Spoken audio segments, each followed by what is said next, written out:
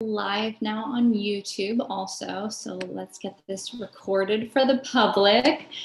And then I'll pull up the agenda now. So today I kind of wanted to go over some of our preliminary parent survey results, some of the wins, some of our barriers, and then I wanted to get some input on what you both thought on how we could do a rollout. Because we are close on time towards the end of the school year, but I do want to make sure we do a thoughtful rollout of our parent survey results, both to parents and to staff. So that's one thing that I would like to get some input on today. Sorry, I'm just pulling this up now. Gotcha. So we will get the full survey results shortly, but we do have the numbers have come in so far, so that's really exciting. We don't have them broken down by building yet, but again, we do have total numbers and we do know what our highs and lows are. So here we go. Yeah, I was gonna say I have the agenda in front of me too. It seems like there's a special order. Let's start. There we go. Okay, there we go. So it says call to order and all that good stuff though. First, Maggie, that I'm supposed to do. Yes, please. Can you scroll it back up? I need cheat sheet. Thank you.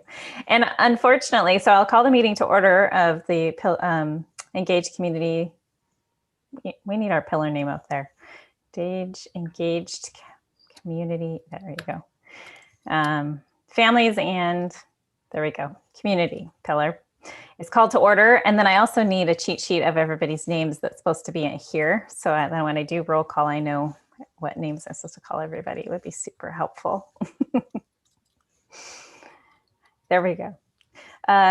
So now I'll do a roll call. Leticia Gonzalez. Here. Maggie Kelly. Here. Trevor Searing. Here. I'm here, present. Is there anybody else on the committee?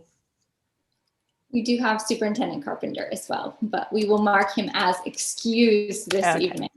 Perfect. Perfect. So our mission is to equip every student with the knowledge and skills necessary to be resourceful and successful. And our vision is by 2030, the Estacada School District will be the premier school district in the state of Oregon. Our values are to inspire, engage, and achieve. As far as an update for me, I really don't have any. I'm just really excited to hear about where we're at with the results and just going to continue to discuss end of year and goals and how things are progressing. Great. All right, thank you. Well, I'll go ahead and get right into it. And I'll do a little bit of a refresher. Again, our goal on the parent engagement survey was to score a 3.88, and that would be a 0.1 increase over the fall. And the drum roll is that we almost doubled that. We got a 3.97. So we got a 0.19 growth. We grew in every single question and every single category.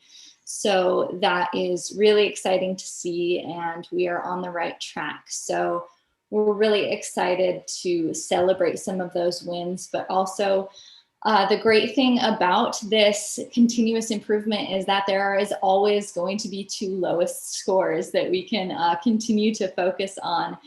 And we got some good parent comments as well that really helps guide the direction that we go in. So I'll be talking about those more in a little bit, but I did want to take a moment to celebrate some wins. Our EMS Learning Series is almost to a close and they have 600 plus views. So one area we saw a lot of growth in was in the survey. We saw a lot of growth in the I receive regular updates on my child's academic progress. That was our lowest one. That continues to be our lowest one, but we went up from a 3.21 to a 3.56.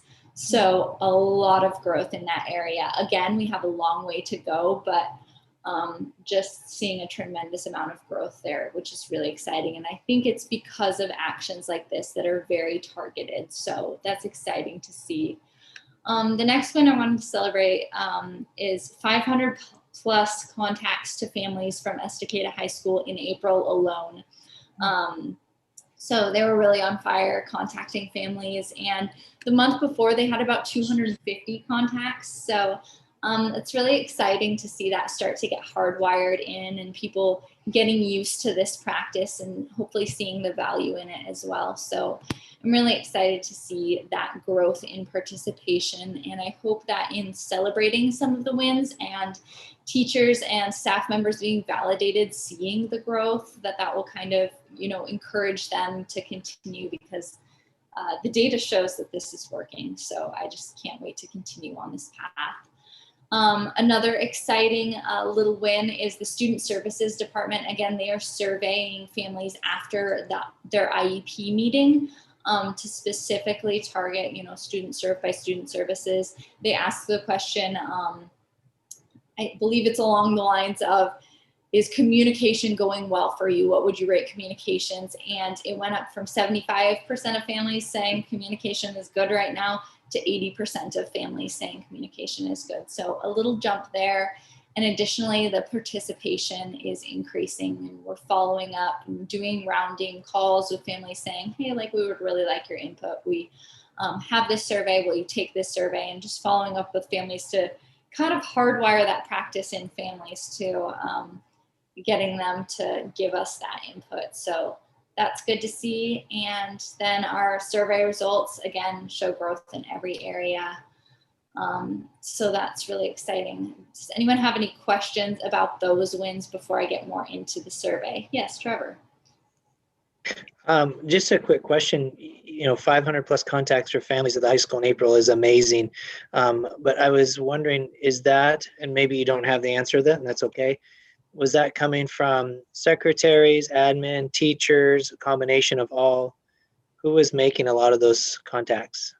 Great question. That is teachers and RTS, and that is specifically positive outreach. So outreach on, you're doing great in this area. So that is really cool to see them being super intentional about that and tracking it. So thank you for awesome. Thank you. Clarification. Yeah, thank you. And then again, I want to celebrate every single area saw growth. Our two lowest remain our two lowest at I regularly receive updates on my students' academic progress, and I get positive feedback on how well my child is learning. Both of those saw over a 0.25 increase. So they were higher than average in their increases. So even though they are still the lowest, they saw more growth than many of our other questions. So that's really exciting to see that even though they are still the lowest ones, there's growth occurring there. So, and I think that was a big contributor in bringing up our overall score. So it definitely was not for nothing. I think if anything, it still remaining the lowest indicates that this is correctly where we should be putting our efforts, because this is a tricky one to crack. This is one that parents really value, and that it's at the center of what we do. Recognizing students for positive things and connecting back with families on how well their child is learning is really central to our communication. So I'm actually glad that we get to continue focusing on that work and adjusting our action plans and seeing what we learned. Next is barriers. I did want to mention one thing that was not super great about the spring survey. There's so many wins, but our survey response rate was not what I would hope it to be. In the fall, we had about 550 people respond to the survey. We had a little over 480. So I believe it was 487 that completed it in the spring. So we did see a little bit of a dip there. You know, I have yet to do a thorough audit of how we communicated it in the fall versus spring. I plan to do that. At first surface level look, it looks like we did communicate it pretty similarly. If anything, I think slightly more robustly. I I think some of this can be attributed to a lot of times when we push out the survey, we've coupled it with parent-teacher conferences or something like that that has been in person.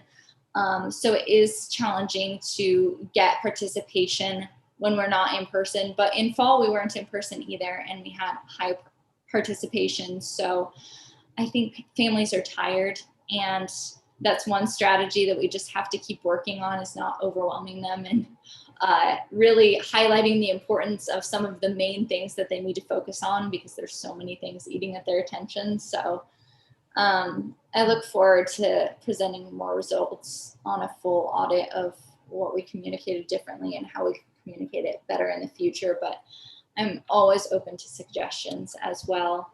And one very interesting stat from that I want to acknowledge is that our middle and high school level really received pretty good participation. So it was at the elementary level that we were lagging a little bit more. I'm not sure if that correlates to them not being in person full time, or, you know, I'm not sure what it is. Sometimes in spring, senior families are more tuned in to things because their students are graduating.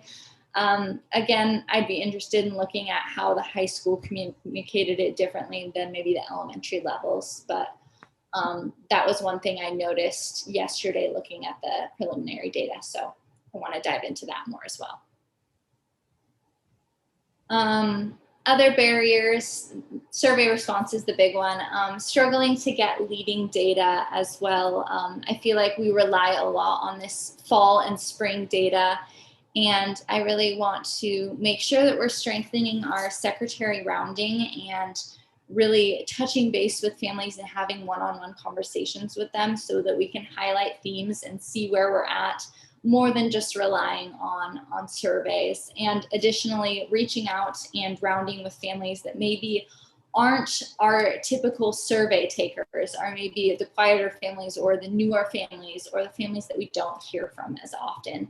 So I think that's one thing that we can continue to work on. Parent score mastery is another one. I heard this some in the comments of our parent survey. People either really love it or they're still a little confused on it. And I hear this from staff as well. I think it's just still new, and we have to keep pushing on familiarizing people with Parent Square and understanding the why of why there's so many apps and how we can reduce it and what each one does. And that's just ongoing education. And I think we can dive more into that. I think those are the biggest barriers that we're seeing right now, other than approaching the end of the year and people are tired, and how can we still get people's attention, but also transition some things to the summer, and what can we do over the summer to really prepare for families in the fall, but also to give families a break over the summer, because I don't want to be surveying families like crazy when they need that much needed break. So what can we do behind the scenes over the summer to make next year more successful? Any questions on barriers? Okay. Next one is our improvements in action, and a big celebration here that all action plans are in progress or completed now. Last month, that was 13 out of 14. The month before that, that was 12 out of 14.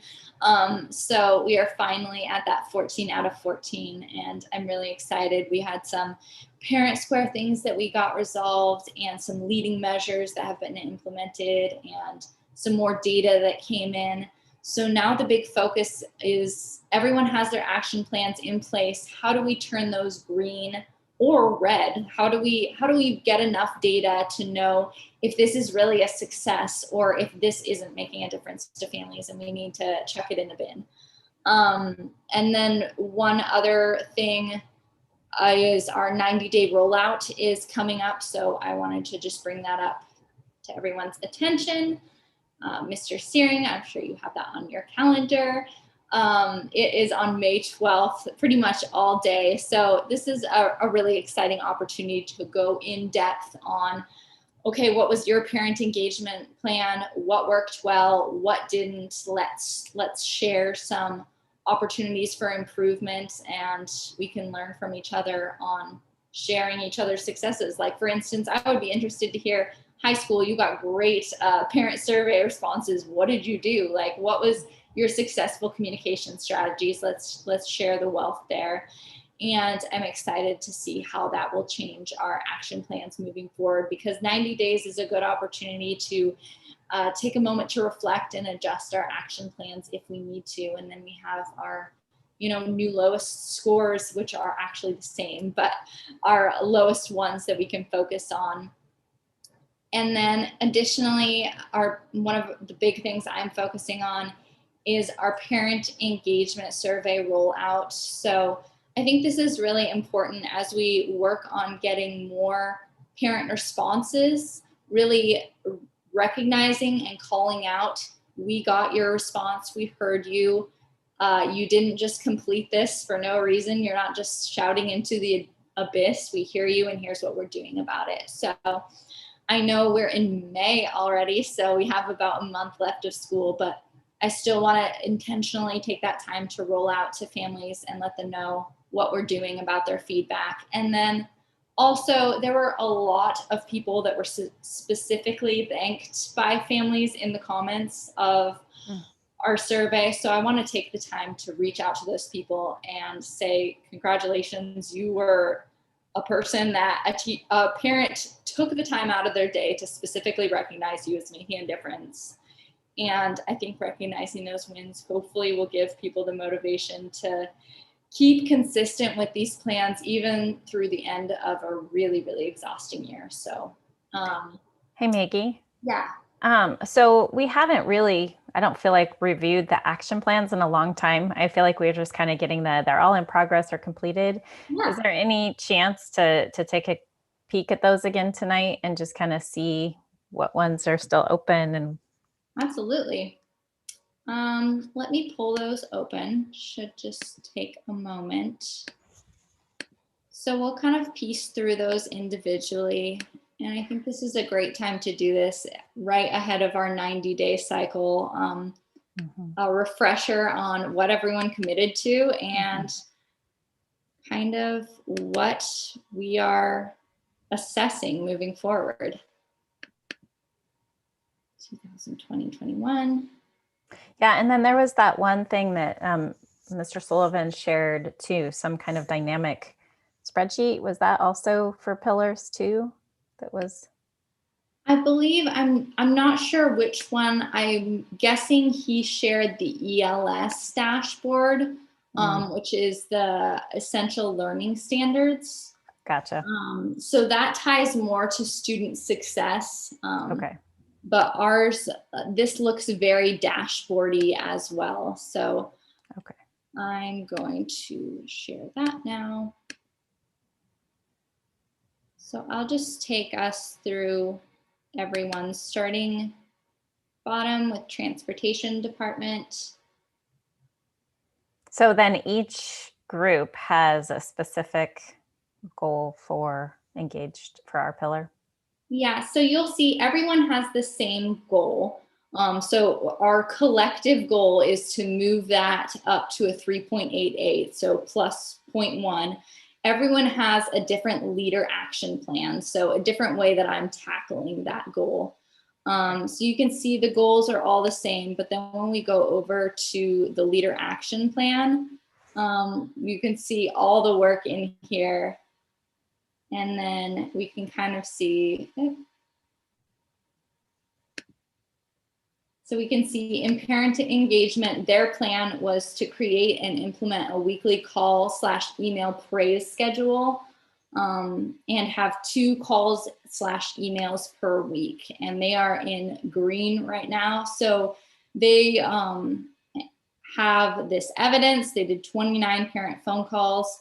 And then an adjustment that they noted was having structured keywords for drivers, which is really cool. So if a kiddo has been maybe struggling with appropriate behavior on the bus and a bus driver notices this kiddo is doing a lot better interacting with peers, they're going to call up that parent, and they have keywords to even acknowledge that in a really aligned professional manner, praising that student and recognizing that student for their good work. So Again, this is in alignment with I received positive feedback on my child's progress. So I think this is a really cool one, and it's exciting to see them go into the green. And one cool thing about this one was we noticed they were stuck for a while.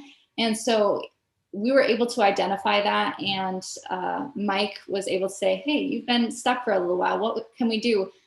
Their phone wasn't working and they needed some parent square support. So just like a simple thing like that, that we maybe wouldn't have been able to identify if we didn't have this action plan. Like, of course we can get you a working phone and get you a parent square tutorial. We can do that in a day. So once we got them those resources, they were able to get unstuck and move into the green. Nice. Go over to student services. So student services bit off a lot on this one, but their main leading indicator again is that post IEP survey. So just wait for this one to load. There it is.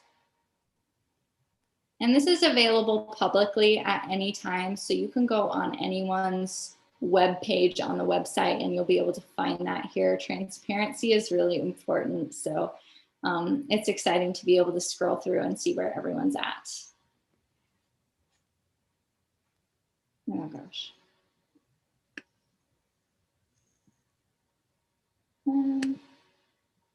So parent engagement, as you can see, they have a lot of plans, promoting specialists, sharing student work and growth, creating a communication plan with parents at IEP meetings, and then students creating their own learning graphs.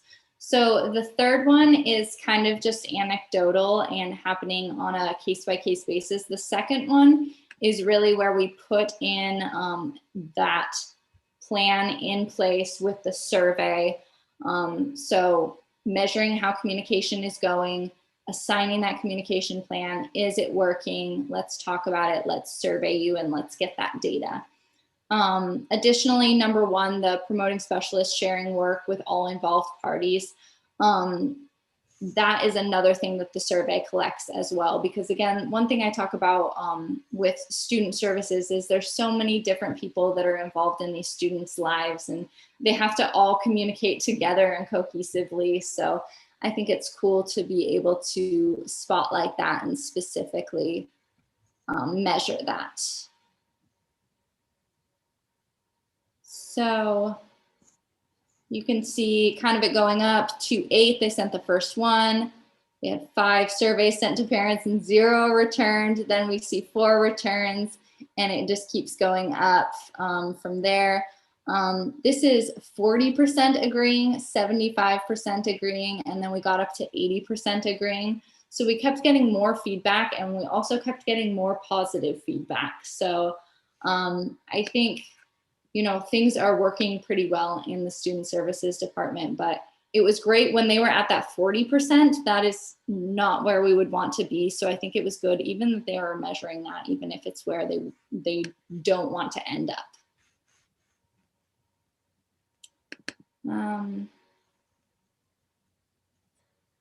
Rivermill, and Trevor, you're welcome to speak on this one as well, the elementary schools. I'll pull it up.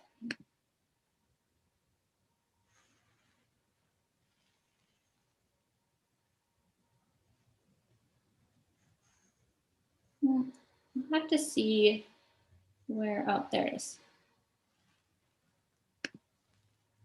Okay, so strategic action at Rivermill is intentional school-wide communication through Canvas, email, phone call, and mail. And then specifically calling out where parents can find feedback from their teacher. So a lot of time that's referring families back to Canvas. And then I know additionally the elementary level has been doing that positive communication thing as well, and then measuring that one. Is that correct, Trevor? Yeah, absolutely. The elementary probably has over 300 positive phone calls from admin going home. That doesn't include what the teachers have sent home, and we're tracking that data too to see like how many students have we contacted that are on IEPs, per grade level, et cetera, et cetera. Mm-hmm. Right. And then right here, you'll also see parent rounding for outcomes. I think it was also in transportation and operations because we have secretaries at that level as well.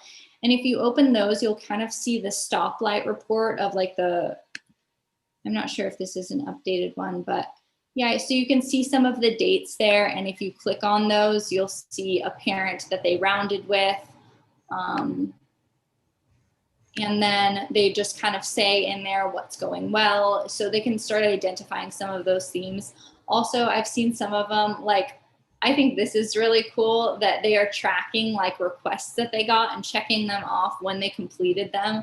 I love seeing that. It's just like really good customer service. And I think it's cool to see our secretaries starting to come into the fold of this as well. You know, this started just with the admin, but it's been exciting to see everyone get on board. Operations department. So I'll just go over them quickly so I don't have to click into all of them. Operations, their leader action plan is around safety communication. And then that doubles into their updated buildings and facilities one as well. The My School is Clean score and I feel my student is safe at school. We've done some pulse checks on that, and we're just making sure that students are safe and the school is clean and that we're communicating that effectively, especially when, you know, students weren't at school as much and now parents aren't able to be in our buildings. So if I have a first grader, maybe my first grader isn't really telling me if the school is clean, but if we're sending home messages that have photos, I think that communicates a lot. So that's what the operations department is up to. Nutrition services did a really cool out of the box one with social media communication, and they have been doing a great job increasing their Facebook following. And I see regularly the messages that go back and forth, and they're really responsive. I think they're averaging 23 hours as the average response time, even on the weekends. Knowing how much my kids' lunch is, what's on the menu, what the meal route is today. It's great to have just an extra tool. So I'm excited for nutrition services thinking outside of the box. Human resources is another cool one. It looks a little weird because it was kind of a check the box one, but what they did was they rounded with a lot of employees and building admin to make sure, so we're setting these expectations for staff that you need to be communicating regularly with families and that you need to be communicating these positive things to families. But we've talked about this before. What does that look like? So one staff member could think, oh, great, regular good communication is once a month, and another person could think once a day. So we talked with HR about really aligning this, and let's make sure that there's consistency between teachers and grade levels and buildings.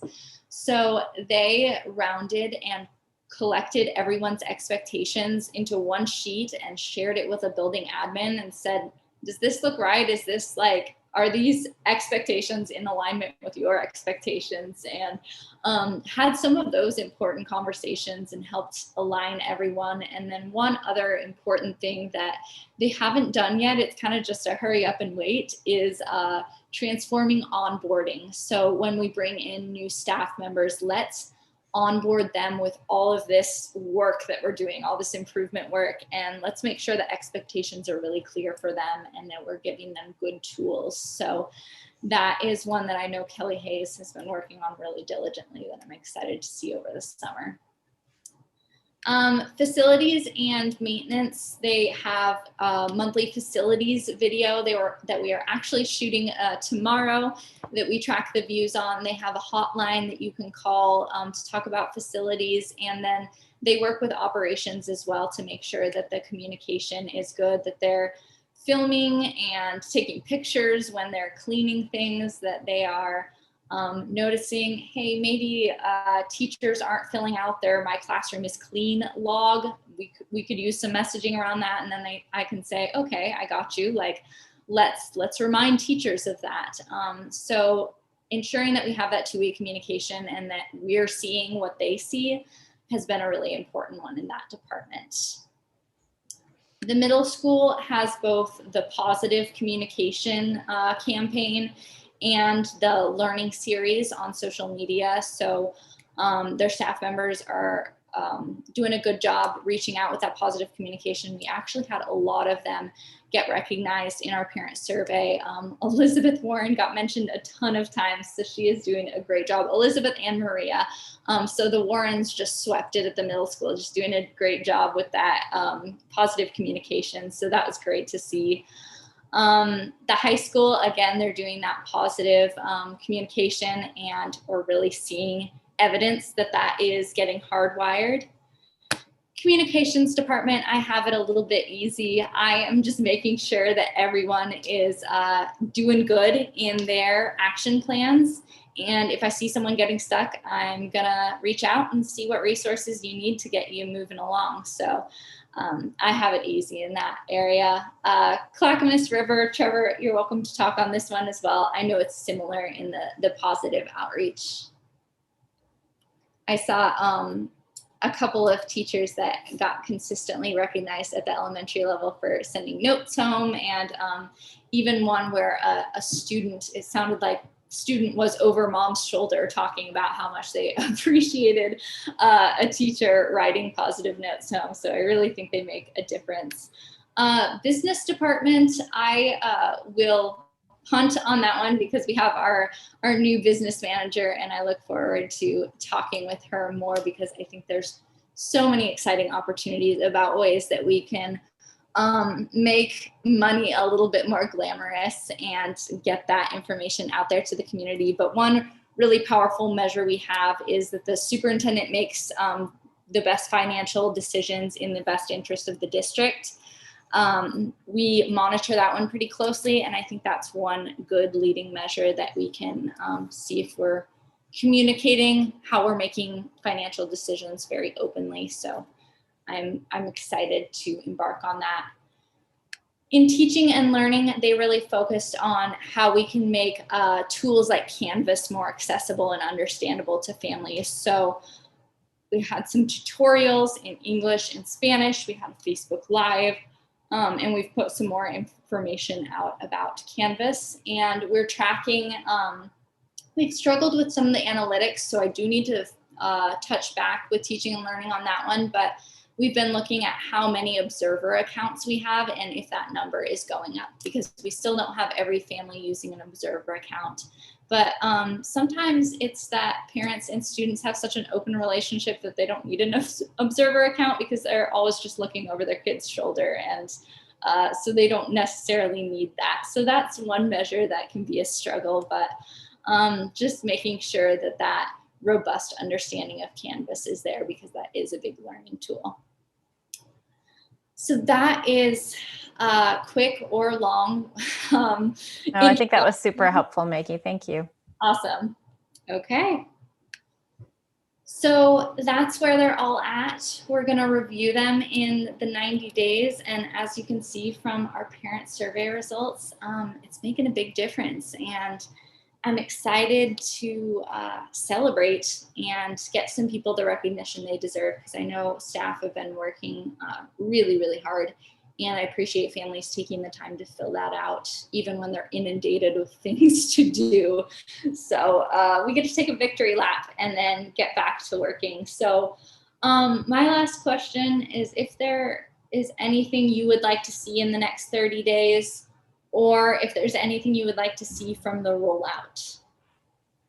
I'll turn that over to anyone. What does the rollout mean again? I'm not sure I understand what you mean by 90-day rollout. Thank you. So there are kind of two separate things. So we're doing our 90-day check-in where we sit in a group as leaders over Zoom and review our action plans and what went well and what didn't, and adjust those accordingly. Then there's the public rollout, which is what we do after we get survey results. And when we get employee engagement survey results, we roll out to employees. When we get parent results, we roll out to parents. So what we need to do with this parent rollout is say, hey, we got your feedback. We see that we're low in these areas. We're gonna work on these actions. Does that sound good? And then they can say, no, you totally didn't hear me at all. Here's what I meant. Or they can say, this sounds great. Thank you for listening. I feel motivated to take more surveys in the future. So that's what that rollout looks like. It's validating that we got their input, and then kind of sharing where we're going from there, and making sure that that is the direction that we should be going. Does that make sense? Yeah. How did you roll out in the fall? Rollout in the fall, we did a Facebook Live. It was paired with some back to school transitioning plans, but we did do a Facebook Live on here's the results we got, here's the action plans we have moving forward, and we did solicit some parent feedback via Facebook Live. I think we dangled a carrot of school sports reopening as a driver to that attendance, but we did have a Facebook Live and got some good feedback there. So one thing we are doing is we are shooting a Superintendent 60 Seconds. It's a special edition. We're shooting it tomorrow and it'll come out next week. We're going to celebrate some of the wins that parents gave us. And then the following week, we're going to follow that up with discussing the barriers and how we plan to tackle those. So kind of the one piece that I would like to see, other than rolling that out via those videos, is that back and forth, that two-way dialogue on here's what we're planning moving forward. Does this still sound good to you, or did we misinterpret what you were meaning? So that's really what we have to do in the next month, competing with parents' attention. So are you going to do a separate Facebook Live then for the back and forth? I guess I'm just trying to understand. Are you just using those two Super 60? Are you going to do something else? So we still haven't gotten the full data. So we haven't gotten the data breakdown by school, and I would kind of like it to go from the school level. So depending on when we get that school specific data, because I know we're at a 3.97 district wide, and our lowest is I receive regular feedback on how well my child is learning, but maybe Clackamas River has a totally different lowest one that they need to focus on.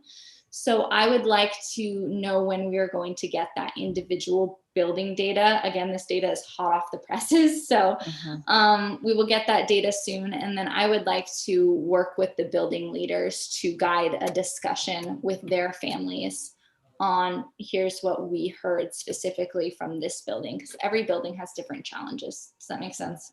Yeah, I like that. That's a great idea. And I think it's also part of an interesting conversation on, again, alignment across buildings. If we're seeing, and I think it opens up discussion on, I really struggled in this area, but this building rocked it in this area. So how can we come together to figure out what this building was doing that can maybe support another building? So those are the exciting conversations we get to have when we actually have data to lead the discussions. Well, that's pretty much all the data I have this month. I'm excited next month to share the results of our leader 90-day huddle and then our survey rollout. So excited to come back with those. And then I will have a more formal data breakdown on each building and overalls, and we'll have the Spanish comments translated as well. We're really excited to get that. I was excited to see some Spanish comments popping through there. Thanks very much to Leticia. So that's exciting, and I can't wait to hear what people have to say. Excellent. Well, do we have any more formal public comment questions or good of the order things that anybody, Trevor or Leticia? I just agree with you. I think I'm like excited to see the results, and let's start digging deeper and let's start moving forward. But it's just kind of a waiting game right now. Yeah, it is indeed. So next month should be a lot of fun, and we will be in June. So we definitely will have to have a discussion on what summer committees look like, but I'm excited to keep this work going.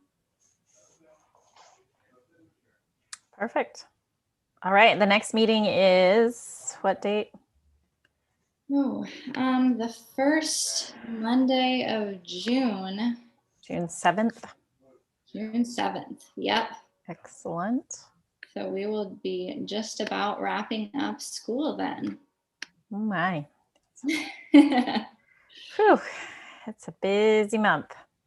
Perfect. All right. Well, this was super informative, Maggie, and thank you guys, everybody, for